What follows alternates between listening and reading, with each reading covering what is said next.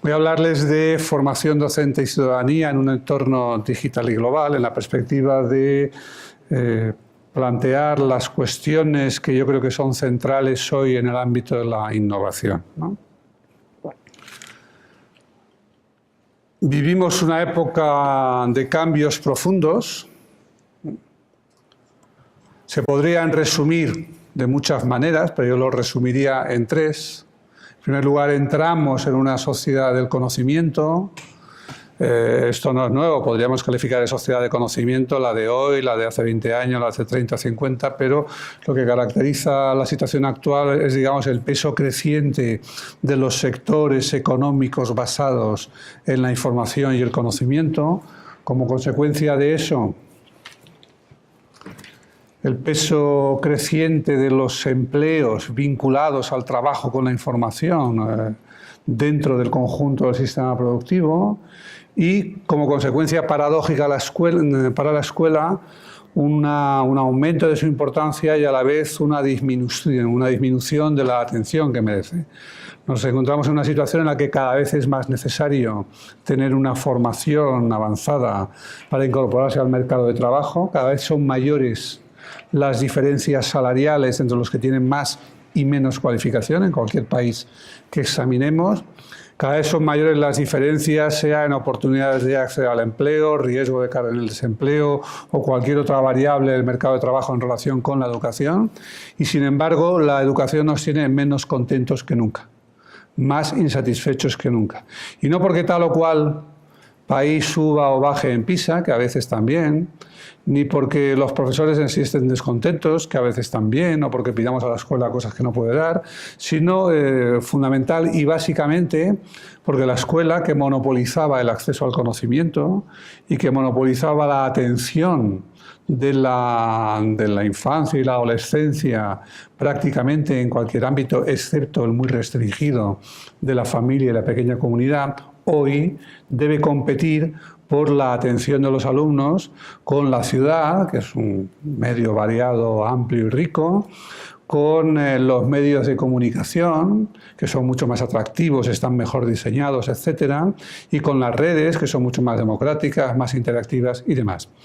El asunto no entraña ningún descubrimiento. Herbert Simon, premio Nobel de Economía, que hace mucho tiempo estudió lo que llamaríamos economía de la información, ya dijo que en una sociedad de la información, es decir, una sociedad donde hay sobreabundancia, una avalancha, más información de la que somos capaces de procesar, esa abundancia de información produce necesariamente una escasez de aquello que la información consume. Igual que una sobreabundancia de automóviles produce escasez de gasolina o una sobreabundancia de personas produce escasez de alimentos, etc., pues la sobreabundancia de información produce escasez ¿de qué? De la atención. De la atención. La escuela tiene que competir por la atención de los alumnos con los medios, etcétera, etcétera, y no está necesariamente en buena situación. Simplemente cuenta con la ventaja de que la asistencia a ella es obligatoria, de hecho legalmente obligatoria durante muchos años y en términos prácticos obligada durante unos cuantos años más. De manera que la gente, los niños y los adolescentes y los jóvenes se ven obligados a permanecer en un contexto y en una institución a pesar de que no les gusta. Si miran que no les gusta, pues no les gusta. Sabemos positivamente, tenemos datos más que suficientes para decir que empieza gustándoles mucho cuando entran y va dejándoles progresivamente de gustarles hasta que la odian prácticamente. Luego suele haber un repunte cuando los que más la odian se pueden marchar y por lo tanto los que se quedan son los que menos la odiaban, incluso algunos que la gustaban, pero en general no podemos decir que la escuela seduzca a su alumnado, pero es un público cautivo que no puede abandonar la institución, a diferencia de lo que pueden hacer los lectores con la prensa, o los electores con los partidos, o los fieles con las iglesias, o los militantes con los partidos y sindicatos, etc. No hay manera de escapar de la escuela. Segundo gran cambio es que vivimos en una sociedad global. La escuela es una institución nacional. La escuela es un producto de las naciones y nació para crear las naciones. Su objetivo es, hasta la fecha ha sido, homogeneizar internamente una población nacional.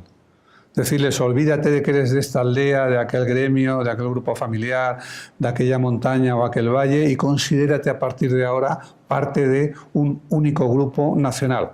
Primero como súbditos, luego como ciudadanos, etc. Es decir, el papel de la escuela ha sido unificar el sinfín de las diferencias locales. Pero entramos en un mundo global y esto tiene dos consecuencias. Primera es que al entrar en ese mundo global, muchas cosas que están fuera de la nación nos afectan. Y, por cierto, muchas que pasan en la nación afectan a otros, ¿no? Pero, en todo caso, eso implica que hay una globalización creciente en términos económicos, culturales, mediáticos, militares, de criminalidad, medioambientales, de riesgo financieros, etc. Y, sin embargo, los instrumentos de intervención sobre eso, desde la política, son los mismos que eran. No son otros que el Estado Nacional. Hay una cierta globalización, por ejemplo, la Unión Europea, numerosos organismos internacionales, tribunales internacionales, instancias de arbitraje, acuerdos de cooperación, pero siempre va muy por detrás de esa otra globalización, digamos, no gobernada o incluso no civilizada, que es más el efecto de acciones no coordinadas y a veces contradictorias de distintos actores individuales, corporativos, etcétera, etcétera. Y en segundo lugar, otra paradoja, esa globalización produce un enorme y radical aumento de la diversidad interior. Cuando hablamos de globalización, enseguida pensamos en los aeropuertos o en los centros de las ciudades, donde uno encuentra las mismas franquicias, las mismas marcas, Benetton, Zara, yo qué sé, ¿cómo se llama? Starbucks Café, McDonald's, y dicen, mire, eso es la globalización, pero no es verdad. No es verdad. Eso es una parte pequeñita de la globalización. Si uno sale de la plaza donde está viendo todo eso y camina por las calles de los alrededores en cualquier ciudad del mundo, empezará a ver restaurantes chinos, indios, pakistaníes, armenios, italianos, argentinos, tiendas de no sé qué, etcétera. Si uno pone la radio, no oirá, decimos también siempre, la globalización es Hollywood, sí, Hollywood, la docena de películas que ocupan la mayor parte del cartel son eso, pero a continuación la música que vemos en streaming viene de todas partes, el cine que podemos sacar por ahí o comprar en DVDs viene de todas partes, es decir, es un proceso y un fenómeno dual. Y es dual también en cuanto a las personas.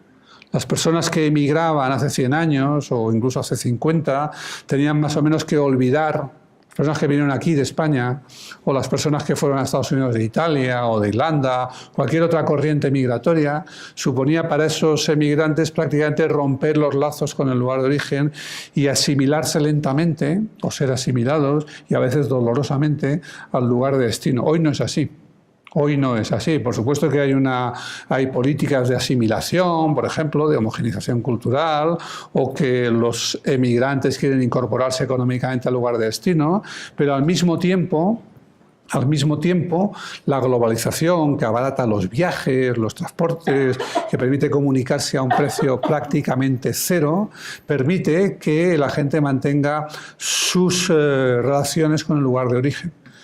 Cerca de mi casa, en el centro de Madrid, hay un pequeño locutorio de estos minúsculos locutorios, no sé si aquí habrá muchos o poco, pero en Europa, en las zonas de asentamiento, trabajo de la inmigración, había muchos minúsculos locutorios que ofrecían pues cargar los móviles, llamar un poco más barato cuando apareció la telefonía IP, es decir, las llamadas a través de Internet, cosas de este estilo, o mandar telegramas o mandar remesas de dinero. Esa era su función, mantener... Bueno, pues este que hay ahí se llama, curiosamente, Mis Raíces, ¿no? Y tiene gracia porque efectivamente ese pequeño locutorio recargado de dispositivos electrónicos que permiten acceder a la red digital es el contacto de esas personas que han viajado miles de kilómetros con sus raíces, ¿no? Y esto, la consecuencia de esto es que las sociedades se vuelven internamente mucho más multiculturales. Esto es Colombia, no es un país de nueva inmigración, ya la hubo española y otros lugares antes. Ustedes ya habrán visto que habrán pasado, no conozco los detalles, pero vamos, por lo que sea, han pasado por el reconocimiento de las lenguas indígenas, por su incorporación total o parcial, mejor o peor, no voy a entrar a esa discusión, al sistema educativo. No es que hayan venido los indígenas, ya estaban ahí, pero se ha llegado a reconocerlos. Ahora tienen una oleada inmigrante de Venezuela, como no habían tenido antes, y bueno, pues esto produce eso. Paradójicamente, esa globalización permite o provoca un mayor grado de diversificación interna. Entonces la escuela tiene una doble función. Por un lado, está obligada a enseñarnos a vivir en la comunidad global, debe pasar a enseñarnos que no tenemos que ser fieles a nuestro país y enemigos de los demás, sino que somos parte de una comunidad humana, ha de ampliar el radio de acción de su educación moral, pero al mismo tiempo no puede hacerlo en términos simplemente homogeneizadores como antes, sino que tiene que enseñar también, educar en el respeto a la diversidad, el reconocimiento del otro, la admisión de la multiculturalidad, la negociación de los términos de vida entre gente que procede de distintas culturas, etc., ¿no? Y el tercer gran cambio es el cambio mismo, que es más rápido que nunca. Siempre hubo cambio. Aquella frase de todo fluye o el río nunca es el mismo tiene 2500 años, pero hay cambio y cambio. Una cosa es saber que se puede hundir la Atlántida o que pueda pensar que hubo un diluvio en época de Noé y bueno, pues son cambios catastróficos, de repente viene un ejército de los persas y arrasa la Hélade o lo que sea, o llegan los españoles a América y trastocan enteramente el modo de vida de la población. Pero esos cambios, por muy catastróficos que fueran, y no importa con qué frecuencia, eran imprevisibles. Y al ser catastróficos, sobre las catástrofes, no se puede hacer nada antes. Fuera de esas catástrofes, el mundo la gente vivía en un mundo en el cual se podía suponer que los niños y niñas iban a incorporarse a un modo de vida que era el de sus padres y madres, punto. Por consiguiente, con aprender de ellos tenían suficiente.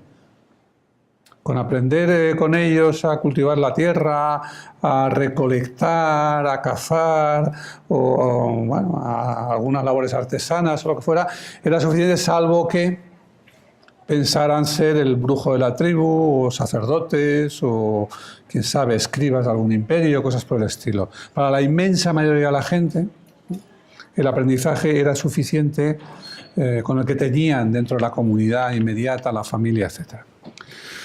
En algún momento, sin embargo, no hace falta discutir cuándo, pero en algún momento el cambio se hace más rápido.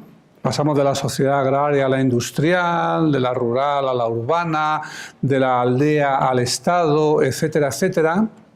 Y la gente tiene que incorporarse a un mundo que no es el de sus padres, no es ya el de sus padres. Y cuando la gente masivamente debe incorporarse a un mundo que no es el de sus padres ya no pueden educarlos, o ya no se bastan para educarlos. Y entonces necesitamos una institución. Necesitamos algún tipo de institución que se ocupe de eso. Una institución y una profesión. Un lugar y un escenario donde dar esa educación que la familia ya no puede dar o no puede dar sola, y una gente que haga lo que los padres y madres no pueden hacer o no pueden hacer solos. Y esa institución se llama escuela, en términos genéricos, y esa profesión se llama pues, magisterio, profesorado, etc. De manera que la escuela y la institución docente son un producto de la modernidad y al mismo tiempo son un instrumento de modernización. Y todo esto funciona muy bien durante un tiempo.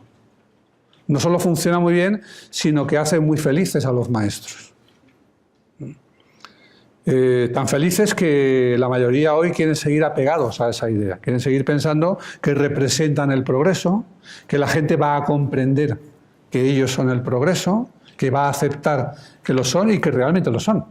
¿Sí? Que ellos van a mejorar la sociedad, van a transformarla, etcétera, etcétera. Ese es un impulso y una emoción que no abandonó nunca el magisterio, ¿no? Pero cuando el cambio se hace muy rápido, la cosa se complica, porque puede ir más rápido que la institución y que los profesores. De hecho, va mucho más rápido. El cambio va mucho más rápido, constantemente, por poner un ejemplo en lo que me centraré luego, pues constantemente oímos a los profesores, o muchos profesores, decir que ellos no fueron educados en el entorno digital, que no les pueden pedir que hagan aquello que no les enseñaron a hacer, etcétera, etcétera, o que esto va demasiado rápido, o que los alumnos ya no quieren estudiar, las familias no respetan, los políticos nos zarandean, etcétera. Probablemente hay un poquito de cierto en todo eso, no quiero discutir eso, pero lo esencial no es cuánto de cierto hay en cada cosa de esas, sino sencillamente que el cambio va más rápido. El cambio ya no es de una generación a otra y la una encarga a la escuela y el magisterio educar a la otra, sino que el cambio es muy visible y muy radical dentro de una misma generación. Dentro de una misma generación. Y si una generación, podemos discutirlo, pues cubre, una generación biológica, cubre 20 y tantos años, pues quiere decir que mucho más cambio habrá dentro de en el interior de 2 generaciones, que es lo que puede cubrir la vida profesional de un maestro o de un profesor, y que por lo tanto el mundo va a cambiar, mientras que a lo mejor la escuela no cambia demasiado. Y ese cambio rápido hace que vayamos cobrando conciencia de algo que, bueno, todo el mundo ha dicho de 1000 maneras, siempre decimos, se dice muchas tonterías, ¿no? Hay una tontería que todo el mundo repite, pero que refleja una visión general. Por ejemplo, esta de 2/3 de los empleos dentro de 20 años no se enseñan todavía en la escuela, los oficios o las profesiones, según un estudio de los Estados Unidos, ¿no? Esa de la Oficina de Trabajo de los Estados Unidos. Esa noticia y esa estadística la he oído 80 veces, no existe. Se la inventó una señora muy brillante en otras cosas, pero a la gente le gusta oírla. Y entonces la repite y la repite. Tenemos conciencia de que lo que se aprende en el sistema educativo no va a ser suficiente para la vida adulta de la gente que está en el sistema. Eso es correcto, ¿no? La estadística es fantasiosa. Pero claro, eso no solamente es cierto para el alumno, es cierto para el profesor. Lo que aprendió cuando se formaba como profesor no es suficiente. No es que no valga nada, mucho de lo que aprendió vale. Sobre todo si aprendió a aprender y puede mantenerse al día. Pero en todo caso, incluso mucho de lo que sustantivamente aprendió vale. Como mucho de lo que sustantivamente aprende un alumno valdrá. Pero el problema es que no sabemos qué parte. No sabemos muy bien qué parte es la que va a valer y la que no, ¿no? Y entonces esto, pues digamos, coge a la escuela con el pie cambiado. Tenemos un cambio mucho más rápido y más incierto. Porque antes el cambio no solo era más lento, sino que teníamos una idea de dónde ver, o creíamos tenerla, eso es suficiente. Toda la historia de la educación está vinculada a la idea de progreso, no importa qué, sea la idea de progreso hacia una sociedad más rica, hacia una sociedad liberal, una sociedad comunista, o lo que importe, o lo que sea, no importa. Lo que importa es tener una idea de por dónde va el progreso. Si tienes una idea de por dónde va a ir el progreso, aunque sea falsa, tienes una idea de a dónde quieres llevar o ayudar a llegar a las generaciones que se están formando. Y por lo tanto tienes un programa y un proyecto educativos, que es lo que necesita la escuela y es lo que necesita una profesión para creer en sí misma. Si el cambio va muy rápido y ya sientes que te supera y encima no sabes en qué dirección, y además somos un poquito dados al pesimismo, entonces claro, están dadas las condiciones para la crisis de la institución y bueno, pues los trastornos depresivos en la profesión, ¿no?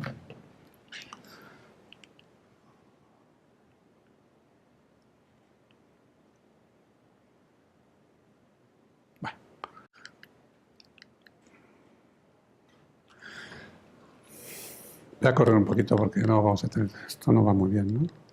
Así que hay que apuntar para allá para que funcione, ¿o qué? Gracias.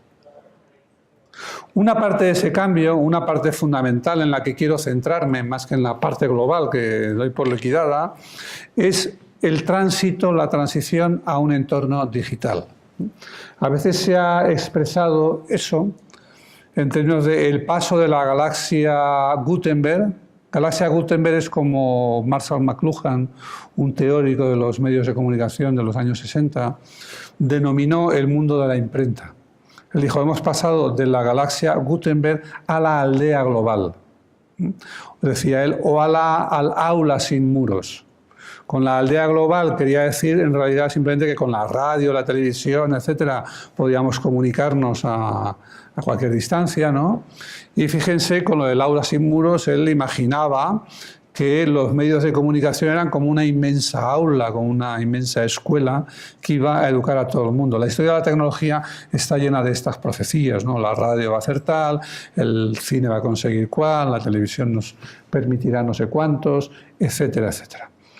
Manuel Castells, un sociólogo que ha estudiado muy a fondo la sociedad de la información, contrapone a la galaxia Gutenberg, inventor de la imprenta, lo que él llama la galaxia Internet. Dice, estamos pasando de la galaxia Gutenberg, del mundo de la imprenta, a la galaxia Internet, ¿no? Eso tiene muchas ramificaciones y muchas facetas, pero hay una que me interesa especialmente, que es cómo afecta eso a la educación. ¿Cómo afecta eso a la educación? ¿No? Me interesa sobre todo señalar dos cosas. Una es que el mundo de la educación, sobre todo el mundo profesional de los docentes, es muy dado a hablar de la tecnología digital, da igual que llame tecnología digital, TIC, normalmente le llaman TICs, ¿no? Más Harlem TIC, las TIC, o nuevas tecnologías, pero ya no son tan nuevas, ni mucho menos, ¿no? O la llaman tecnología a secas, como si el libro no fuera una tecnología, ¿no? Y con eso de la tecnología sucede lo mismo en todas partes, ¿no? Uno llama tecnología al ordenador, pero no llama tecnología al frigorífico, a pesar de que lo es, ¿no? Pero bueno, lleva ahí tanto tiempo que estamos acostumbrados, ¿no? Bueno, una expresión muy común es la de decir, las TIC, sin S, son herramientas. Son herramientas y uno debe verlas y, bueno, si encajan en el proyecto que tienes, en la metodología que tienes, o en cómo quieres organizar tu clase, las usas. Y si no, pues no. Claro, así dicho, no suena mal, porque claro, yo estoy obligado a utilizar, a gamificar en mi clase, o a utilizar la realidad virtual, o a utilizar las herramientas de Google. Pues no, ninguna de ellas. Tengo que decidir si utilizo esto, aquello, de qué manera, cuándo, con qué alumnos, si primaria no es lo mismo que secundaria, ni técnica lo mismo que académica. Todo esto una a una, o en grupos, o como ustedes quieran, son herramientas sobre las que se debe decidir una por una, ¿no? Pero yo, cuando se hacen estas grandes críticas o, no sé, grandes máximas de sabiduría para el entorno tecnológico, siempre sugiero aplicarla, pensar cómo sería el equivalente para el mundo en el que vive la escuela. Es decir, para el mundo de la imprenta, el libro, la escritura, etc.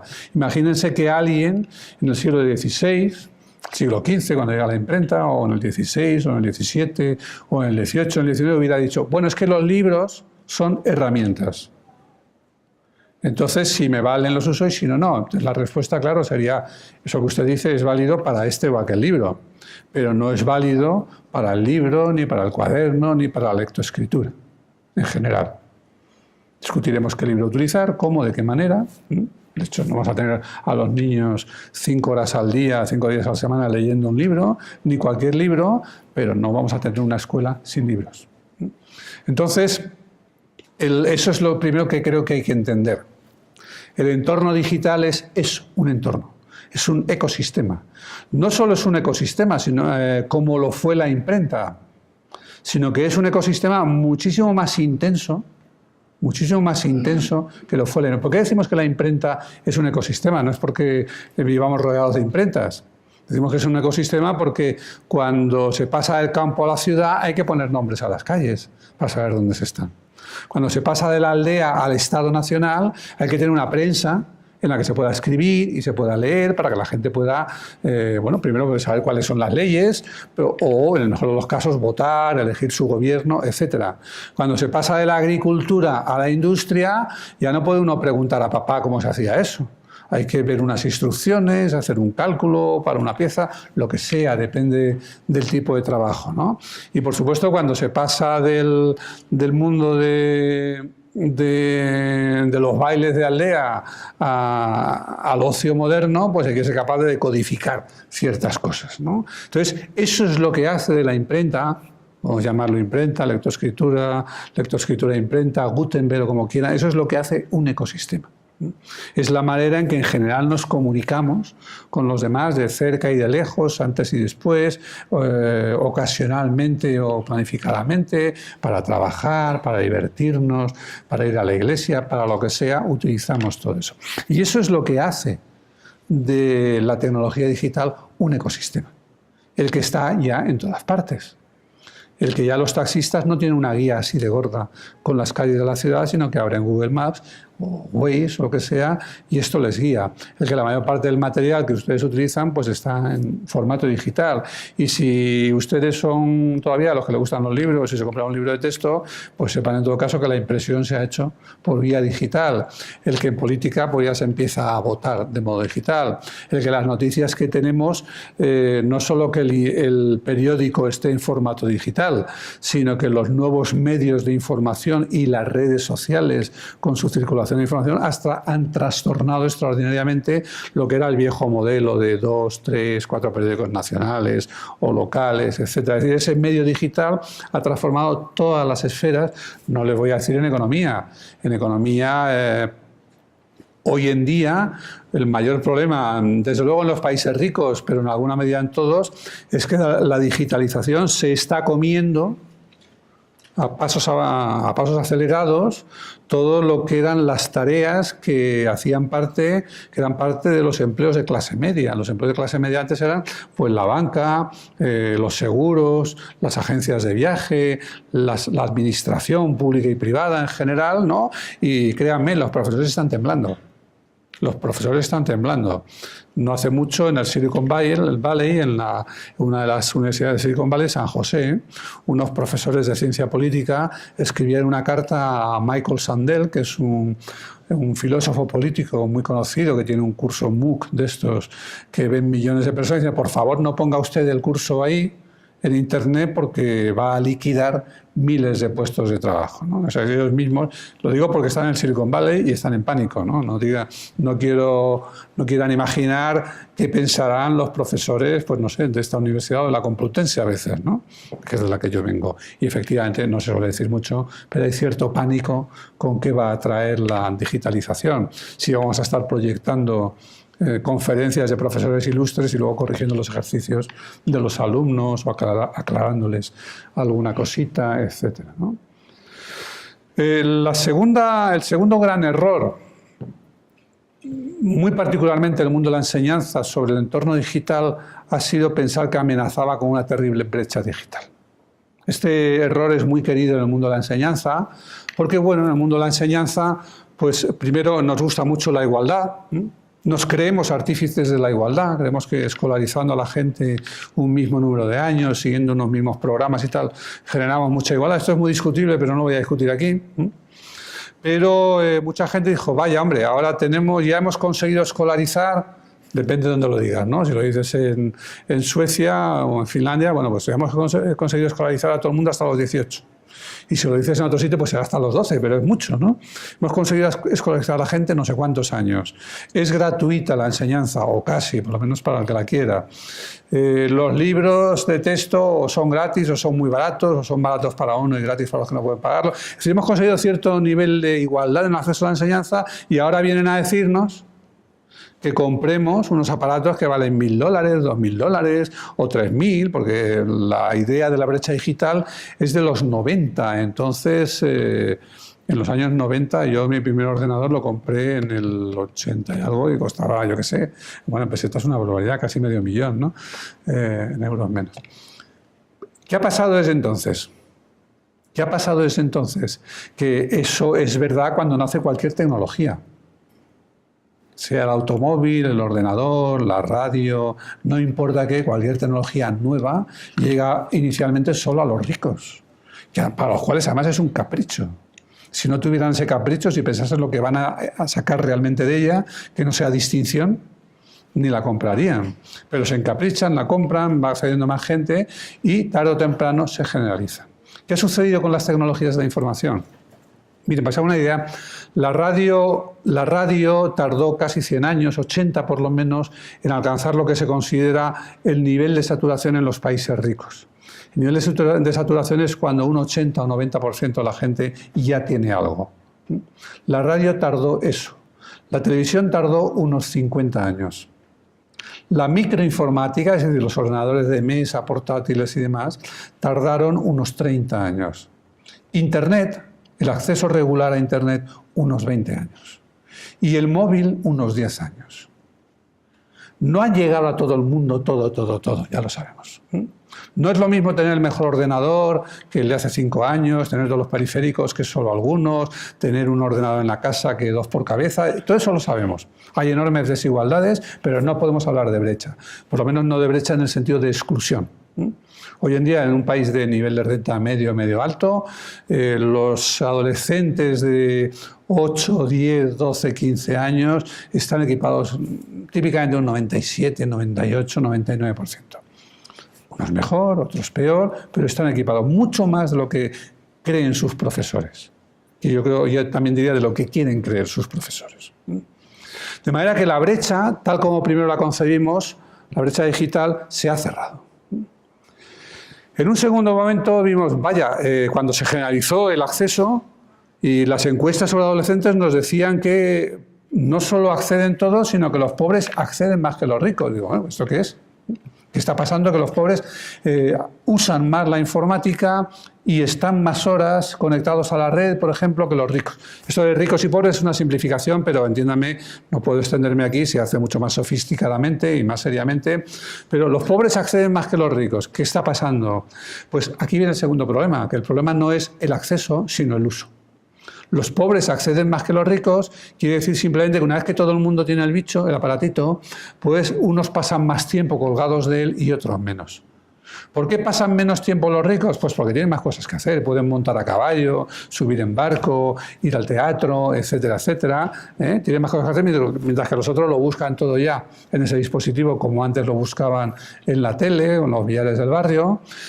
Pero no solo eso, sino que sus familias tienen más criterio. ¿Por qué tienen más criterio? Porque tienen más cultura. Tienen más dinero para ofrecerles otras cosas, pero también tienen más cultura y conocen mejor el mundo educativo, tienen más capital cultural y escolar. Y entonces, digamos, les ayudan mejor. Mientras que para las familias más humildes, con menos formación, etcétera, el ordenador es un misterio, ¿no? Cuando hacemos encuestas dicen, sí, nuestros hijos están ahí, pero no sabemos lo que hacen. Pero tampoco podemos decirles cómo podrían hacer otra cosa. Y esta brecha es mucho más importante. Esta brecha es mucho más importante. He dicho antes que aunque la mayor parte de los profesores piensan que la escuela produce igualdad, yo no me lo creo. Pero no puedo extenderme sobre ello. Pero bueno, podríamos decir que en alguna manera produce cierta igualdad y de otras produce desigualdad, y que esto tiene mucho que ver no tanto con cómo se equipan las escuelas, que es lo que a todo el mundo le gusta también pensar. Si mi escuela tuviera tanto dinero como aquella, entonces mis alumnos saldrían como aquellos, etcétera. No es eso, es una parte, pero no es eso. Pero también hay que decir que ¿por qué la escuela produce desigualdad? Porque la escuela premia una manera de hablar, una manera de ver el propio proyecto de vida, un tipo de interés en la cultura, etcétera, que alguna gente tiene y otra no. Es decir, la escuela, como otras muchas instituciones, premia a los que eligieron bien la familia al nacer. Lo que pasa es que, bueno, hemos conseguido que al que peor le vaya en la escuela, por lo menos salga con unos años de escolaridad, sabiendo leer y escribir, un cierto nivel cultural, es decir, hemos elevado el mínimo. Y la escuela ordinaria, bueno, pues la gente puede salir con un máximo y para ir más allá de eso hay que tener realmente privilegios, es decir, para que tu familia, lo justo para que tu familia te pueda enviar a estudiar al extranjero, a aprender inglés en los veranos, en fin, toda esa serie de cosas que son adicionales a la escuela, ¿no? Pero cuando pasamos de ese medio regulado que es la escuela a un medio totalmente irregulado, mucho más móvil, mucho más flexible, mucho más dispar, como es el mundo digital, entonces, claro, la desigualdad que se arrastra a la familia se dispara. Se dispara porque puede llegar mucho más lejos. La diferencia entre lo que un niño pobre o de familia sin educación y un niño rico de familia con educación pueden sacar de la escuela es X. Pero la que esos mismos dos niños pueden sacar del medio digital es 20 veces X. Es muy superior porque el medio digital es mucho más variado, mucho más amplio, mucho más dispar, mucho más incontrolable, etc. Y esa es la segunda brecha. Y esa es la que importa. Esa es realmente la que importa. Y precisamente porque importa, y porque algunos no eligieron bien la familia, es más que importante que la escuela sea capaz de ocuparse de todos y particularmente de esos. Y particularmente de esos. De los que no tienen en casa papá y mamá, que lo saben todo de informática, o en todo caso saben mucho de cultura, o en todo caso son muy conscientes de que se puede perder el tiempo ante un ordenador, etcétera, etcétera, ¿no? Y para eso la salvación sería la escuela. como lo fue cuando esas familias no sabían leer y la escuela les enseñaba. Por lo menos les enseñaba esa oportunidad. Es decir, cuando ellos no podían entrar en la galaxia Gutenberg, la escuela los llevó para allá. Y eso lo hizo con cierta eficacia, siempre y cuando pudieran mantenerse un tiempo escolarizados. Pero ahora, si la escuela dice, no, digital, no. De digital, nada, porque eso es el demonio, o eso es el entretenimiento, o eso es cultura trivial, o eso lo voy a usar simplemente para hacer lo mismo. Convierto el libro en un PDF, convierto la pizarra en electrónica, etcétera, pero sigo haciendo lo mismo, no entro en el entorno digital. Entonces la escuela, la institución escolar, cuando digo escuela me refiero a lo que ustedes llaman instituciones de enseñanza, etcétera, el aparato en su conjunto. Entonces la escuela condena a esa gente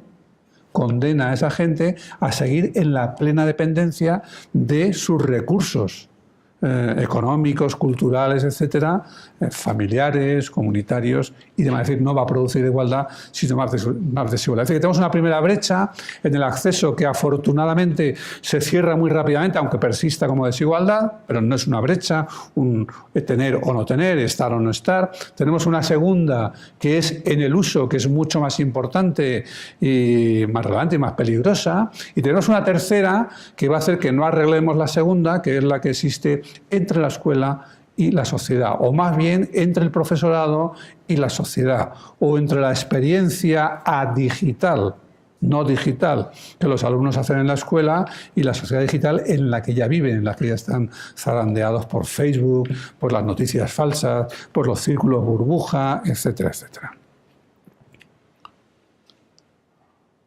Porque la escuela, ¿qué fue? Bueno, pues la escuela podríamos resumirla como la institucionalización de las formas de aprendizaje. Siempre se aprendió, siempre se educó. Aprenden las personas, los animales, todos, algunas plantas y últimamente las máquinas. Las personas siempre educaron. Educar no es más que cuando alguien que sabe algo, hacer algo, o contar algo, o lo que sea, se ocupa de alguien que no sabe, no hay más. Me da igual que sea una madre enseñando a andar a un niño, un padre enseñándole a balbucear o una universidad enseñando metafísica a sus alumnos, ¿no? Todo eso es educación. Pero lo nuevo, que no hay que confundir, porque solemos decir mucho educación, cómo está la educación, el sistema educativo, pero en realidad siempre queremos decir escuela. Por escuela quiero decir primaria, secundaria y superior. Lo nuevo realmente es coger todo eso y meterlo en una institución, institucionalizarlo. Y esa institución es la escuela, no es otra cosa. Es una institución porque decimos cuándo se va a aprender. Ya no aprenderá usted en cualquier momento, sino con este calendario, este horario, etcétera. ¿Dónde se va a aprender? No aprenderá usted en cualquier lugar, sino en este, ¿no? ¿Con qué ritmo? ¿Con qué secuencia? ¿Qué se aprende y qué no? ¿Qué es digno de ser aprendido y qué no lo es? ¿Quiénes van a ser los expertos, los que enseñan, los que educan? ¿Por qué método? Es decir, esa cadena de organización del espacio, del tiempo, de los contenidos, los métodos, los roles de profesor-alumno, la evaluación, etc. Todo eso es la institucionalización. Todo eso es la escuela. Y lo que hoy tenemos en la escuela, pues es lo mismo que hemos tenido, que estamos teniendo en otras esferas, o ya lo hemos tenido, que es la tendencia a la presión hacia la desinstitucionalización. No presión de nadie, sino presión simplemente de un entorno que ha cambiado y que hace que podamos aprender en otros lugares, que podamos aprender en otros momentos, que podamos aprender de otras maneras, que podamos aprender o relacionarnos con otros papeles u otros roles, los que aprendemos, los que ayudan a aprender, etcétera, etcétera, y que evaluemos aprendido de otro modo. Podría hacer una lista o podría coger cualquier cosa, no importa qué, que se aprenda hoy dentro de la institución escolar y mostrar cómo se puede aprender de otra manera fuera de ella. Y no me refiero a hacer lo mismo fuera de la escuela que dentro, sino hacerlo de forma radicalmente distinta. Me da igual qué. Podríamos coger cualquier ejemplo y mostrarlo. Entonces, cuando la gente ve que puede aprender esas cosas de otro modo, se pregunta si los costes que para ellos, o el esfuerzo, el tipo de actividad que a ellos les requiere la escuela para esto, vale la pena. Y entonces tenemos estos movimientos edupunk, hágalo usted mismo, las chapas digitales, la autodidaxia, la Academia Han, en fin, un montón de cosas que van sacando el aprendizaje de la escuela. Lo que no han podido sacar todavía son los títulos, pero si hubieran podido sacar los títulos, les aseguro que habrían sacado mucho más, ¿no? La cuestión es, cuando hablamos de escuela, ¿de qué hablamos? ¿No? Eso es una escuela, eso es un cuadro del 1662 de Van Ostade y es una escuela. Pero ustedes ven ahí, claro, si lo pensamos en términos de una escuela, vemos maestro un poco raro, un caos, ¿no? Las paredes cuelgan, bueno, para aquello parece un pizarrín, pero luego hay una olla, unos papeles, unas cosas que no sé lo que son, niños de todas las edades, en toda clase de posiciones o de actitudes, etc. Esto es más tardío, pero ya es de mitad del siglo XIX, ya no es tan lejos. Y es otra escuela, pero miren ustedes el relajo del profesor, que está ahí comiendo fruta, los niños, algunos parece que le van a presentar algo, otros están riéndose, otros están también comiendo. No es el tipo de escuela, desde luego no la que yo conocí, no era tan simpática. Esto es otra cosa, muy distinta. Esto es estos son la escuela de los hermanos, los escolapios, y aquí ya ven ustedes algo completamente distinto. Esto es del siglo XIX. Aquí ya ven ustedes los pupitres ordenados, aquí ya ven ustedes los alumnos mirando todos hacia arriba, el profesor subido sobre la tarima.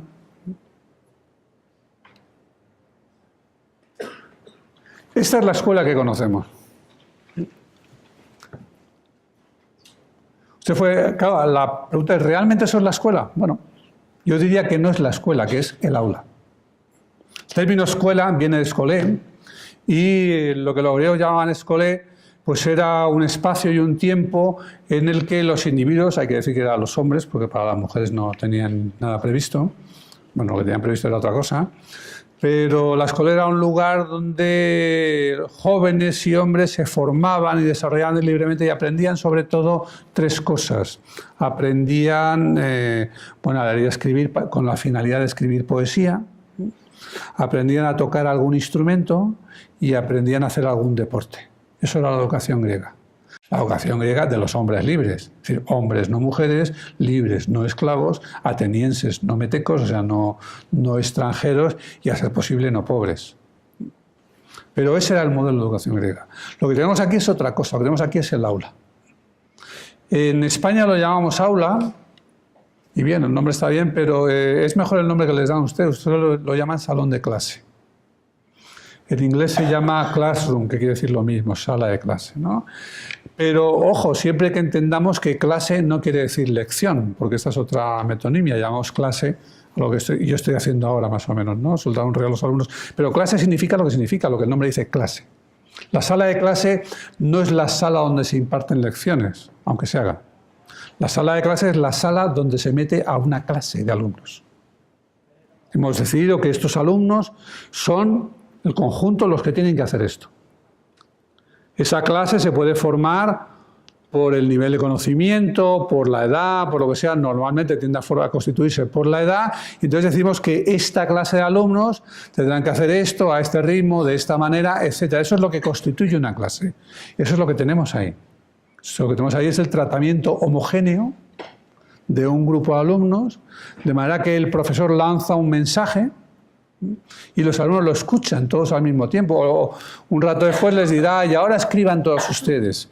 O ahora dirá, por ejemplo, los escolapios explicaban, bueno, hagan leer a un alumno, ¿no? Pero háganlo leer de modo que los demás tendrán que leer en voz baja, moviendo los labios, pero sin que se les oiga, de manera que el maestro en cualquier momento podrá decir, sigue tú. Y entonces así sabrá si estaba realmente atento, etc. Una especie de método panóptico de terror para mantener a todos, aunque no se pueda hacer leer a todos a la vez, pues entonces alguno podría tararear simplemente, pero se les puede hacer leer a todos mentalmente a la vez con la amenaza de que si les haces hacerlo en voz alta se les va a descubrir, ¿no? Pero eso es el aula. Eso es una forma de organización de la escuela. Una forma de organización de la escuela. Es una forma tan poderosa, tan potente, que de hecho nos es difícil imaginar otra. Nos es muy difícil. Y cuando, por ejemplo, esto es una representación de cómo veía en el futuro la educación, en el tránsito del siglo XIX al XX. Es un dibujante, dibuja cómo cree que va a ser la educación, se pone futurista. Hombre, es un poquito irónico y tal, pero lo que me interesa es lo siguiente. El profesor tritura los libros en una máquina, eso es una representación metafórica, el dibujante no sabe cómo representar esa manera de sintetizar el conocimiento, pero este pasa por los cables que llegan a los auriculares, no sabemos si en forma de sonido, o de corriente eléctrica o de qué, pero llegan por auriculares a los alumnos, bueno, o si es que son auriculares, pues es un casco metálico. Esto es lo que todo alumno ha soñado, ¿no? Te pones el casco y ya te sabes la asignatura, ¿no? Pero lo interesante es que siguen en un aula. ¿Quién necesita un aula para eso? Podrían estar de pie, podrían estar tumbados, por si acaso, ¿no? Podrían estar atados para que no se vayan, pero están todos toditos en el aula. Y tenemos una... Se podría buscar, yo tengo una colección de representaciones del futuro del aula, que no he traído aquí, pero que representan esa fijación con la idea del aula. Y el aula es el problema. El aula es precisamente el problema, no la escuela en sí. La escuela fue la escolé, y la escuela, bueno, resulta difícil imaginar dónde podríamos tener a los niños y adolescentes si no van a estar todos los días con sus padres, todo el día con sus padres. O si no van a estar atendidos por una nani, no, la gente no es tan rica, una o varias. O si no disponemos todavía de un robot que se ocupe de ellos individualmente. No se rían que para los ancianos ya está casi a punto. Pero atender a un niño es mucho más difícil, ¿no? Y no lo tenemos. Y bueno, mientras así sea, el mejor sitio, podemos llamarlo escuela o no, pero es un cierto espacio amplio, con partes cubiertas y no cubiertas, con a unos adultos protegidos, ¿no? Para que estén seguros, y con unos adultos, si es posible, especializados en el cuidado de los niños y en la educación. El cuidado en el sentido fuerte y en la educación, ¿no? Y eso se llama escuela. De manera que escuela seguirá habiendo hasta que lo automaticemos o hasta que no haya niños o no sé. ¿Pero tiene que haber aula? Bueno, yo diría que no. Yo haría mío ese eslogan de los Clinton, Bill, cuando hacía campaña que es la economía estúpido, pues yo diría, es el aula estúpido. Quiero decir, el problema no es la escuela. El problema es cómo hemos organizado internamente la escuela y eso es el aula. El aula representa esa organización porque además la representa físicamente. Entonces podemos decir que el aula representa la arquitectura de la escolaridad, pero entendiendo por arquitectura no las paredes y el suelo, que también, ni siquiera la arquitectura interior, es decir, el mobiliario, etcétera, que también, sino todo lo que hay detrás de ello, que es ese programa, esa secuenciación de los contenidos, esa actividad homogénea para todos, esas formas de evaluación, etc., ¿no? Ayer una profesora, la directora del colegio Octavio Calderón Mejía, efectivamente, una nueva escuela de aquí, nueva escuela denominada nueva escuela, me decía, el pupitre es criminal. Y yo estoy de acuerdo, no sé utilizarlo como título próximamente, el pupitre es criminal. No por el pupitre en sí, uno puede tener un pupitre para divertirse en casa o para muchas cosas, pero la idea del alumno todo el santo día ahí clavado, sin poder moverse, etcétera, es el centro de ese modelo de enseñanza. Hoy, sin embargo, conocemos otras formas de organizar los espacios de enseñanza. Eso es, por ejemplo, no hace falta que tengan esos colorines, pero bueno, esos, por ejemplo, son espacios de un colegio en la provincia de Lleida, en España. Bueno, es un diseño un poquito vanguardista y tal, pero lo que ustedes pueden ver ahí, eso, por ejemplo, que está ahí vacío, pues sería el sitio donde se da lo más parecido a una clase. De vez en cuando se sientan ahí y le sueltan el rollo, procurando que no sea rollo. Esas mesas pueden organizarse como se desee. Ese mobiliario un poquito peculiar permite que se suelten, que se muevan, que se aíslen un poco en otros lugares, etc., ¿no? O pueden ser casos como este es sobre todo en un colegio de Barcelona, en Montserrat, ¿no? Aquí lo que ven ustedes es que los alumnos están trabajando por grupos y los profesores circulan entre los grupos, apoyando, ayudando de vez en cuando. Es decir, el modelo no es una clase, ¿no? Esto es la escuela Padre Piquer de Madrid. Casi todos estos ejemplos suelen ser de primaria, pero este, por ejemplo, es de secundaria. Perdón. Este es de secundaria. Aquí no se está... lo digo porque es más difícil cuando la enseñanza está estructurada por asignaturas. Pero aquí reagrupan esas asignaturas en áreas, las planifican como proyectos sucesivos, agrupan un par de lo que eran antes grupos más pequeños y meten en ese aula 3 profesores, más alguna en formación, etcétera, y funciona de otra manera, ¿no? Eso es lo que podríamos llamar, bueno, yo lo llamo y lo quiero llamar hiperaulas. Una hiperaula es no solamente un aula grande, que lo es, sino también un aula más abierta, con una organización del espacio, del mobiliario, etcétera, mucho más flexible, con una organización del tiempo más flexible, con tecnología. La tecnología no simplemente da una cosa brillante y pantallas que se ven mejor y tal, sino que también da la oportunidad de colaborar con gente que no está en el aula, de acceder a contenidos y recursos que no están en el aula, que están fuera en la comunidad o incluso mucho más lejos de la comunidad, da la oportunidad de seguir trabajando en equipo cuando no se está en el aula, por ejemplo, compartiendo documentos, espacios virtuales, etcétera, etcétera, o de hacerlo asíncronamente, por lo tanto, sin necesidad de depender de que los alumnos que forman parte de un grupo puedan coordinar su tiempo, etcétera, etcétera.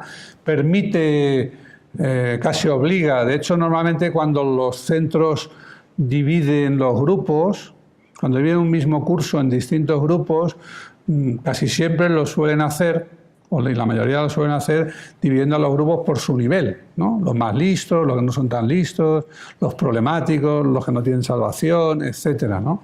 Bueno, cuanto más gente agrupamos en un aula, más multinivel es ese aula, ¿no? De hecho, un expediente típico en centros que abordan este tipo de reformas es agrupar aulas de un mismo nivel. Por ejemplo, dos grupos de sexto curso de primaria o segundo de secundaria en España, sería el segundo grado aquí, lo que sea, pero otros lo que hacen es juntar grupos de distinto nivel. Por ejemplo, de un curso y el siguiente. De manera que cada alumno en su curso está menos limitado sobre hasta dónde puede llegar o cuánto tiempo puede disponer para hacer algo, pero al mismo tiempo los alumnos más formados, más avanzados, ayudan a aquellos que tienen más dificultades, etcétera, etcétera, y ese sistema funciona bien, ¿no? Y al introducir tecnología y flexibilizar los espacios, pues claro, el gran grupo puede funcionar en gran grupo, en pequeños equipos, puede funcionar por parejas, pueden trabajar individualmente, los profesores pueden diversificar mucho más, ¿no? Pueden diversificar mucho más la manera en que los alumnos aprenden y entonces cambia la función del profesorado, ¿no? Hay otro tópico que me desagrada mucho del mundo educativo cuando se habla de la tecnología, es uno quizá el más popular, que es la distinción entre nativos e inmigrantes. Los nativos, los alumnos serían nativos porque han nacido con la pantalla en la mano y los profesores serían inmigrantes porque han llegado tarde a eso, etc. El problema de esto es que, por un lado, es arriesgado y peligroso. Arriesgada y peligrosa esa caracterización de los alumnos como nativos, porque puede llegar a decir, bueno, ya como se aclaran solos, no necesitan ayuda, no hay que hacer nada con ellos se lo montan muy bien ahí. Y yo creo que es un fraude al mismo tiempo la caracterización del profesorado como inmigrante, que lo que quiere decir es, como yo soy inmigrante, no me pida usted que llegue a conocer o a dominar esa tecnología, ¿no? Como eso era insostenible, el mismo que inventó esa dicotomía terminológica, que es Mark Prensky, dijo, bueno, me he pasado con lo de nativo e inmigrante, aunque me ha hecho famoso en todo el mundo, vamos a decir que el profesor tiene que dejar de ser el sage on the stage, el sabio en la tarima, en el escenario, y debe pasar a ser el guide on the side, el guía al costado, el guía que acompaña al alumno. ¿En qué consiste el guía que acompaña al alumno? Bueno, pues Prensky lo explica más o menos así. El alumno sabe más tecnología que el profesor, dejémosle que se sumerja en ella y que busque información, trate de convertirla en conocimiento, etcétera, y luego vemos qué es lo que ha hecho y hablamos con él, etcétera. Claro, es cómodo, es como decir, bueno, bien, no se preocupe, a usted le queda la sabiduría en general, profesor, ¿no?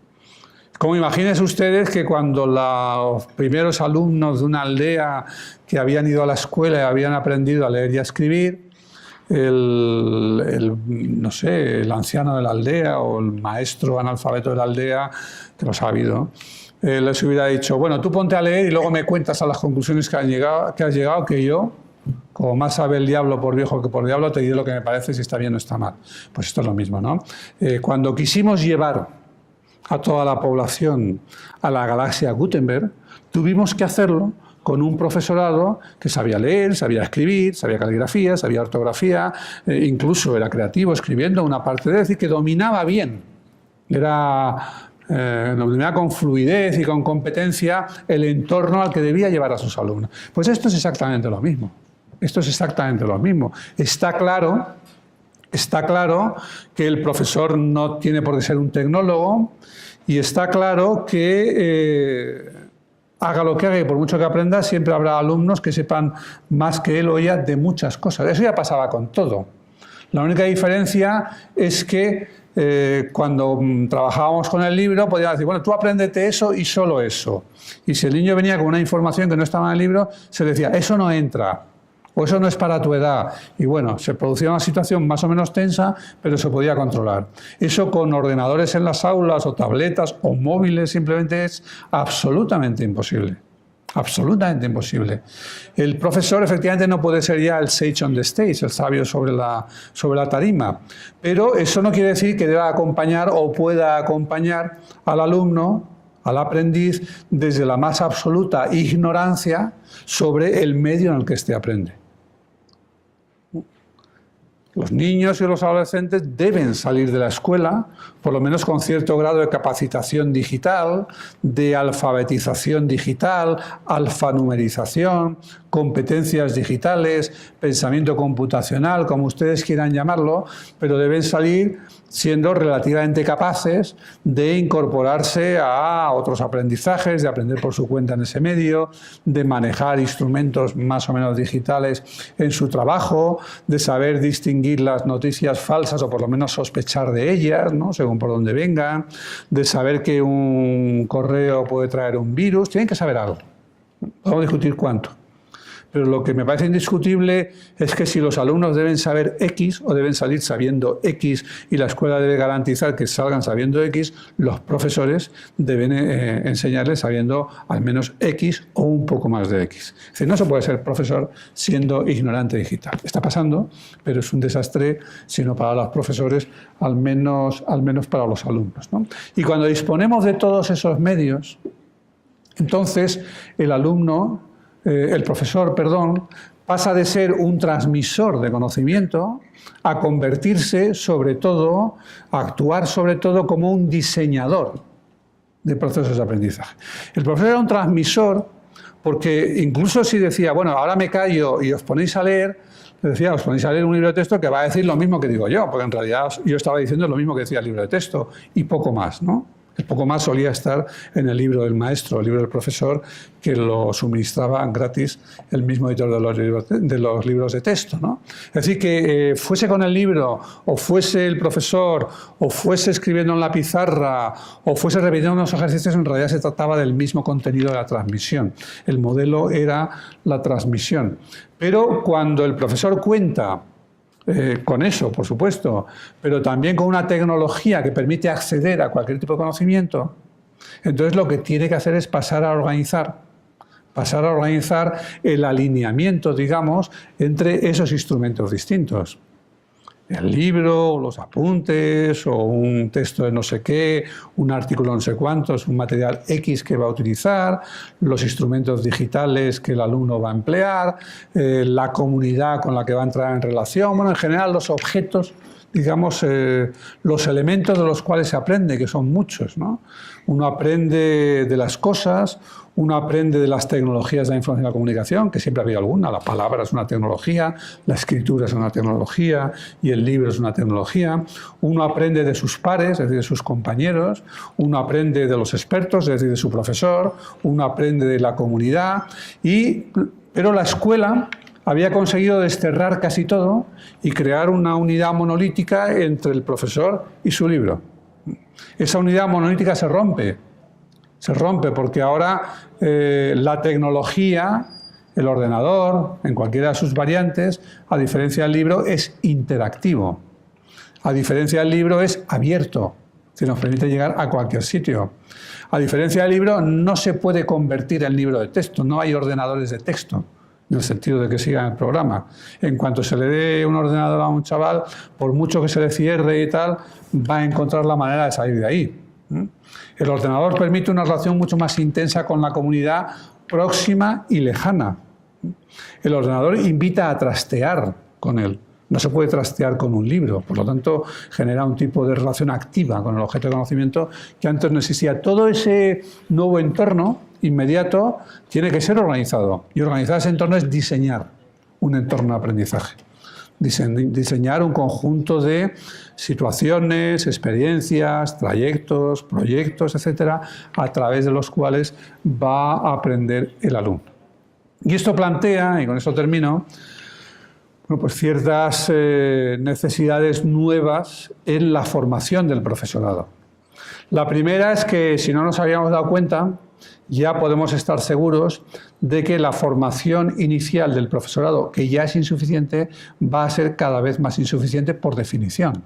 Es decir, que la formación inicial va a venir acompañada de una necesidad cada vez mayor para el profesor de formación ulterior, continua, etcétera, para mantenerse mínimamente al día de los retos y las oportunidades que tiene en su trabajo, ¿no? En segundo lugar, eso no quiere decir que podamos sustituir la inicial por la continua. La condición para aprovechar la formación continua es tener una buena formación inicial.